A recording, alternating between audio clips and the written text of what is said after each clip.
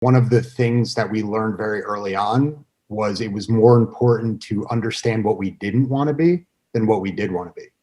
Yeah. Because when you understand what you don't want to be, you can really hone in on the things that you do want to be. They fall into place because you're already not doing the things that you don't want to be. So we really focused in on like what we didn't want to be, and things just kind of fell into place from there. Here's the thing. The fastest growing companies in the world, they're small businesses, often with less than 100 employees. So how are gritty entrepreneurs, CEOs, and founders like us going up against massive markets, scaling teams, building systems, and skyrocketing to success before crashing and burning? This podcast will give you those answers. My name is Chris Ronzio. Welcome to the fastest growing companies. Hey everyone, welcome back. I'm Chris Ronzio. Today I'm talking with Darren Magarro. He is the president and founder of DSM. Hey Darren. Hey Chris, how are you? Thanks for having me. Thanks for being here. So really quick, tell us quickly what DSM is. What are you guys all about? DSM, we just turned 14 years old on February 7th. We're a full service marketing agency located in Mahwah, New Jersey, about 25 minutes outside of Manhattan. So we are soup to nuts. Started as a traditional agency. That's where my background is. I was a television buyer in Manhattan, and really just have grown it. And it's turned into more of instead of a marketing agency, it's really a results agency. That's really what we focus on. Got it. Okay. I like that, results agency. So right before we jumped on, I had to Google where you were, and you're at like the tip top of New Jersey. For anyone that's not really good with geography, it's right at the top, right? We are literally a stone's throw from New York State. We are located in the last town before New York State. Okay, so now we all know where you are. You said you started in TV as a media buyer. Why this business 14 years ago? I couldn't get a job coming out of. I graduated Lehigh University in 2000. I was probably the only, for lack of a total transparency, the only way I could get through Lehigh was being a history major. It's a total engineering and business school. Math was never my forte. And 6 weeks the story at college is pretty crazy. My dad passed away. I was up at the University of New Hampshire. My dad passed away 6 weeks into college and stayed up there for the year. My mom forced me to go back up, finish my freshman year, came back down. And I decided when I got home that summer, I was like, I'm not going back to college. And I had a mentor who just passed away this past year, who was a big shot, basically built out all of Viacom over the last 30 years, all their studios and 1515 Broadway.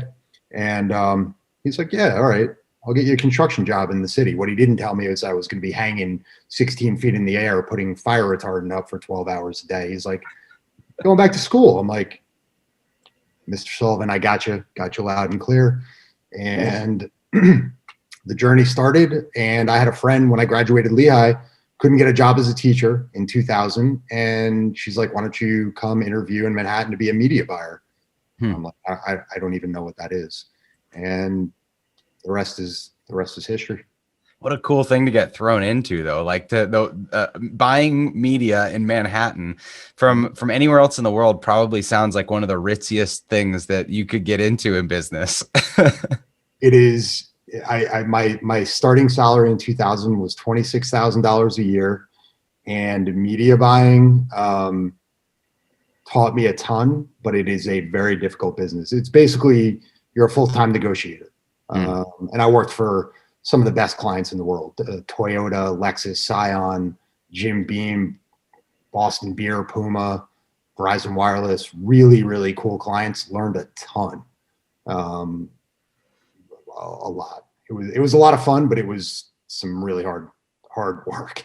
I bet. All right. Well, let's get into this business with DSM, because right before we jumped on the call, you told me you went from 5 to 22 people in 2.5 years, crazy growth. And then since then have trimmed down, cut back, and had a lot of rebuilding. And so let's split that into two stories. The growth, the fast super growth, 5 to 22. What were you doing that required you to scale up so quickly? So, like I said, we started as a traditional agency. I joke that we're the Jerry Maguire story. Like, I left an agency instead of with a goldfish, I left with a laptop and went to IKEA, started on the front porch. My wife and mother-in-law were down in Florida on vacation. We didn't have any kids at the time. And I just thought there was a better way to do it. Really wanted to figure out a better way to do it. I didn't want to travel. When I left Manhattan, I had come out to an agency here that I worked at for about 6 months here in New Jersey, that it didn't feel right. There was a lot of back and forth of, creative guys not getting what they needed from the account guys. And I was like, there's got to be a better way to do this. And so I literally went to the two brothers that owned it. And I said, can I buy my laptop? I went to IKEA, came home. My wife and mother-in-law were down in Florida on vacation. I went and bought a rotisserie chicken and a 6-pack of beer and waited for them to call. And that was I started in a front porch, and my wife was like, oh, great, you're going to start an agency. She's like, 9 months, a year. I'm like, Monday. And that was the beginning of DSM. So what was the spark that got you the work or started to produce the demand where you just needed to start hiring people? It was really a lot of hustle. We've really focused over the last 14 years on building the company up within a 100-mile radius of where we are in northern New Jersey, and not going into Manhattan. So that was really important. One of the big things for me when I started this was not wanting to travel. When I worked on Toyota, I was going to California every year. And while it was cool and it was awesome as like a 25-year-old to be able to be presented, it's actually one of the first guys that I presented to on Scion is now the CEO of Ford, Jim Farley. Wow. And I'll never forget it. He was the guy who started the Scion brand, basically. He was their first brand manager. And now he's running Ford, and it's one of the highlights of my career because I was so scared. I was like ridiculously nervous. But yeah, it was really, we hustled our butt off. We did good work, my former partner and I, and we really built it from the ground up. And we just asked people. I think a lot of the first clients of the agency were like local people that we knew. Yeah. And it was like friends and family. And honestly, I think they felt bad for us. Like, I think they were just kind of like, all right, these two, because we were 30 and 26 at the time. I literally think they were like these pity customers. Yeah. Like I don't think these two know what they're doing. And we ended up doing good work. And then we ended up getting repeat customers. And year one, I think the first year we started in February of 2007. We did about 80 grand that first year. And by year two, we were, top line was like $500,000. And then it would, I think we did our first million in like by year 3 or 4. That's awesome. So it was a lot of sweat equity, though. It was hard. I bet. But one thing I want to call out that you said is something that a lot of people don't focus in on, which is your geographic focus to that 100-mile radius. A lot of people just want to, get clients wherever clients will pay them. And as the inquiries start coming in, they take people everywhere, and it makes it really hard to refer. And so it sounds like you built a really good referral network in your 100-mile radius there in New Jersey, right? Yeah, we did. And one of the things that we learned very early on was it was more important to understand what we didn't want to be than what we did want to be. Yeah. Because when you understand what you don't want to be, you can really hone in on the things that you do want to be. They fall into place because you're already not doing the things that you don't want to be. So we really focused in on like what we didn't want to be, and things just kind of fell into place from there. That's great. So you said you had a partner. Who were your first couple hires? How did you know what to take off your plate at the beginning? At the beginning, it was literally, I was an account guy looking for a creative, and my former partner was a creative looking for an account guy. We were both working out of our bedrooms. So it was, we started in February. I think we got incorporated in like March. I met him in October-ish that year. And by January of 2008, we had enough work that he pretty much came on as a freelancer, like full time. Yeah. And that's kind of where it was. At the beginning, it was a lot of traditional work. Digital was not even a thing. Like it wasn't even in our vocabulary at that point. So we were doing a lot of television, print, radio, out of home, things like that. So then from just a couple of you to 22, it sounds like you were taking on a lot of customers, a lot of types of projects. But after that, you pared it down. So what went wrong between 2 and 22, or what were some of the pitfalls? For us, it went really quick. So when we added the digital side of the agency, my other ex-partner, he was really early on with HubSpot, and so when we brought him in, and I went to high school with this kid, I hadn't seen him in like 15 years. Like this whole company, DSM, I always joke with people who ask, they're like, how'd you build this? There was a lot of serendipity involved. There was a lot of, Christine, who is our head of traditional, her and I met through being on the board of an animal charity. My former partner, Jason, who started the digital side of the agency, we went to high school together, and he was working at a nursery and was a very early on, proponent of HubSpot, and brought that in. And that was right where I could see the writing on the wall. Like, this is where it was going. Yeah. Straight digital. So from there, we were probably 5 people. We added that digital part of the agency in like 2013, and it just exploded. It like, there's no other way to explain how it happened. It was account after account. People were seeing results. They were, hearing about us. And then it got to 22, and it was like, okay, this is too much. And again, I go back to, I'm a big kind of gut feeling guy. And it was, when I first started doing this, you might have been the same way about the way, you're building what you guys have going on. But it's like, we wanted to be 50, and we wanted it to be 20 million. And it was, like the sky was the limit. And then you get there and you're like, oh my gosh, there's so many problems and so many issues and so many things going on that like, I don't want to deal with. There is a right size for every business, a right size for every entrepreneur. It's not the same size for everybody. There's no one size fits all. And so what was it about you got to 22, did it just feel like it was getting red tape, bureaucratic? Did you not have relationships with people? What was it about that? It's 2 things. And this is very, honest and just, there were 2 things that were happening. I was getting further away, like the name, and I'm not saying this to pat myself on the back. I just didn't have enough creativity to name the agency other than my initials when we first started, because I have 0 creativity. I was getting further away from the people that trusted me with a lot of what was going on with the relationships that we had. And there was too many personalities that were involved in it. It became really difficult. There were other people that were coming on as well, like our COO, Zinka. She came from Condé Nast. So we love to coin ourselves like an enclave for New York City expats. Like, we're all about work-life balance. So she, Zinka came from like the Devil Wears Prada at Condé Nast. She was like living that life. She didn't want to do it. She lives like, 10 minutes from me here. And our CFO, Charlene, who's talk about serendipity. My wife and I graduated high school with her younger brother, and we used to park our cars, our junior and senior year of high school, in her parents' driveway, and then like walk through the woods to get to school. And she worked at JP Morgan for years. She took time off to have a family, and her husband, one of the big reasons I started DSM was so I could coach youth football in my hometown and with my brother-in-law.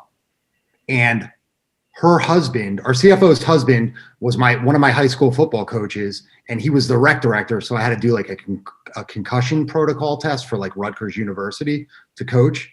And I walked in there one day with my concussion thing, and I'm like, Andy, like, do you know any part-time CFOs? And he was like, Sarah's in kindergarten, Charlene is ready to go. And that's how our CFO came on. And it was personalities that were coming in and understanding the dynamic of what works and what doesn't. With my former partners, again, it wasn't always easy, but what I've learned is that having two females on my right and left helping me run the company, there's a lot less friction, I guess is lack of a better word. It's understanding over time and only through experience what works and what doesn't. And a lot of times you have to go through really hard times in order to get to understanding what works and what doesn't. I love that you mentioned the coaching. I actually coach my son's basketball team as well. So the work-life balance is important. And you mentioned serendipity a few times, but it sounds like it wasn't just happenstance. Like you were out there asking people, sharing what you needed. And so talk to us a little bit about how you put out into the world what you're looking for in order to find these relationships, or these the creative half to your account management half, and the right people at the right time. A lot of it happened. I will, to answer your question with regards to the people that have kind of come on, it's kind of become a cult following with DSM. And a lot of it happened through having great people in front of me. So when I started the business, my mother-in-law, who is an example, my wife's family business, they're, I think, 117 years old. They're in the quarry business here in New Jersey. And there's multiple siblings in the business. And my mother-in-law, is the CEO, and she gives back so much. So part of starting this and why I wanted to coach and why I got involved in the board of an animal charity, and that was very important. She was like, if you're going to do this, you need to give back too. And that's something that they've done for years with their business. And it was very important. I felt it was very important. I felt it was something that, I don't know, as you can tell, my wife and I, she jokes with me. She's like, dude, you talk way too much, but it's what I love to do. Like that's the part of me that I can give to DSM. Mm-hmm. Like Zinc is really good with the operations, like understanding how all the pieces fit into place. I'm not really good at that. Like, and it's not the cliche, like, oh, you're a big picture guy. Like, no, I focus on the details, but having somebody who's really good at numbers and doing it really well, that's why we've grown and why we've become so efficient, and, all the good things that come along with it. So balancing yourself out with other skill sets, but it also sounds like you have probably a core set of values that you share with, especially the new leaders that you've brought in. How much have you put some intentional work into values, and what do you do there? It's funny you said that. I just took this out of my bag today. I was reading it on the way home. I don't know if you ever heard of this book, Because I Said So. Said I would. No. It's a whole bunch of stories. This guy wrote it in 2008 for his dad who was dying. And it's just a whole bunch of stories of people being accountable to one another. And it's something that for us, the only way I can explain it, when Zinka came from Condé Nast, like I am adamant, like we're a family. We are a family. And she came from corporate America, and she's like, dude, please stop saying this. Please, we're not a family. We work together. And over the course of the last 4 years, there's a few moments, sorry, Zink, I'm telling the world this, but she's like, I get it now. Like, I get why, we've had folks with medical issues, like we're there for them. Like, that's what the culture is. It's not about creating culture, is not about, DSM's awesome. We have a pool table, we have darts, we have a Nintendo, we have a kegerator. Like, that's all cool. But what are you doing for the people in your family when they're going through a hardship? That's culture. That's getting 4 husbands together of people that are in your office to hang up holiday lights for somebody right around Christmas who's going through a medical issue. Like, that's what being there, just being there for each other. Yeah. Like that to me is everything. I love that. So you got to this point in the business where it felt like this just isn't right and something needs to change. Walk us through that decision, because a lot of people struggle to just, put their ego aside and make those hard changes in the business. So what was the change you had to make? Putting my ego aside and not doing everything. It's really hard when you've built something up from nothing, like literally nothing, like $5,000 and a laptop and a front porch and like not a clue what I was going to do. Like, I was like, yeah, I'm starting a marketing agency. Or I was like, do you have a business plan? I'm like, what's that? I'm just going to go out and hustle and see where it goes. Putting yourself last. I think being self-aware and being empathetic to other people's needs and putting them first has a intentional and deliberate gravitational pull that people want to follow what you're doing. I feel like if you're doing it the right way and you're doing it in a way that respects the people around you and understanding that you're not the smartest in the room, like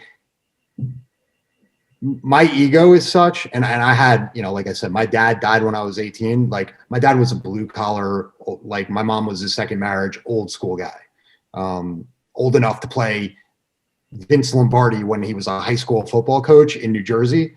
That's how old my dad was. My dad would have been like 94 or 93 this year.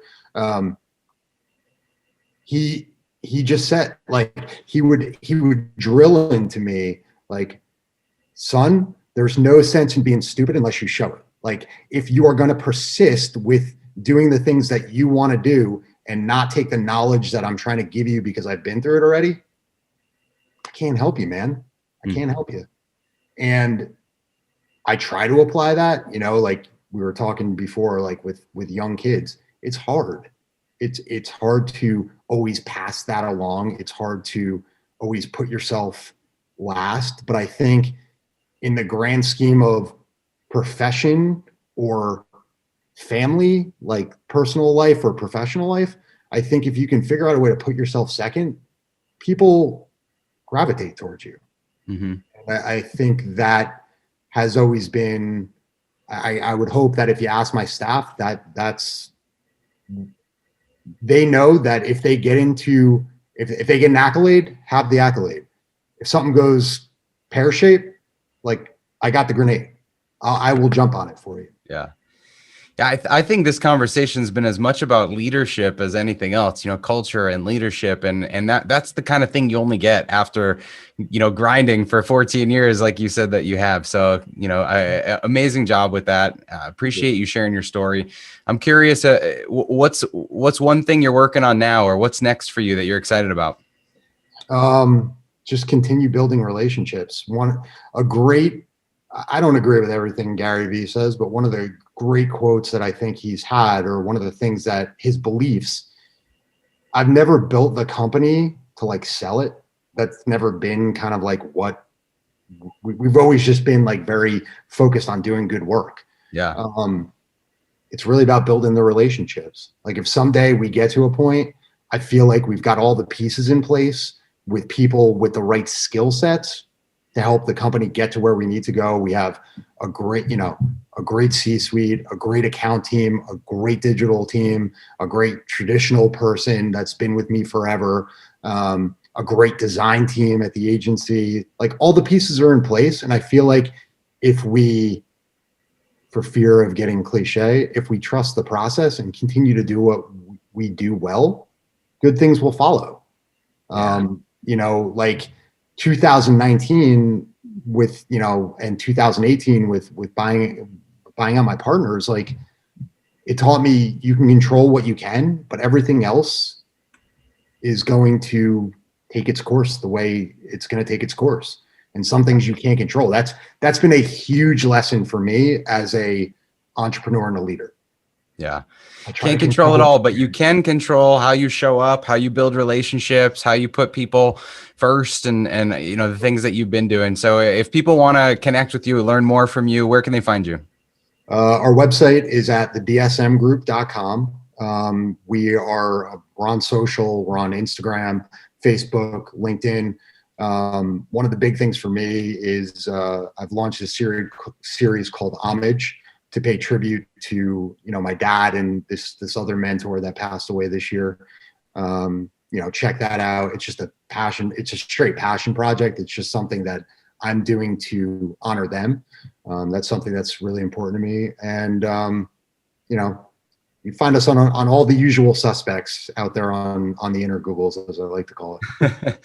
Awesome. Well, if you've enjoyed this, go connect with Darren, check out the DSM group, check out Homage, learn all of the lessons that have taken part in building his story, and take a page from his playbook as you're building yours. Darren grew DSM from just a couple people, humble beginnings, up to 22, right size to 15, and spoke a lot in this episode about work-life balance and building relationships and working with people that you want to work with long-term, not just a business you want to sell and get away from. So a lot of great lessons in here. Darren, thanks so much for being here.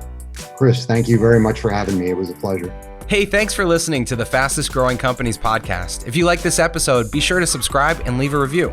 If you found the information helpful, share it with your friends and family that can benefit from it. You can also find Trainual's company account at Trainual, just like a training manual. We'll see you next time.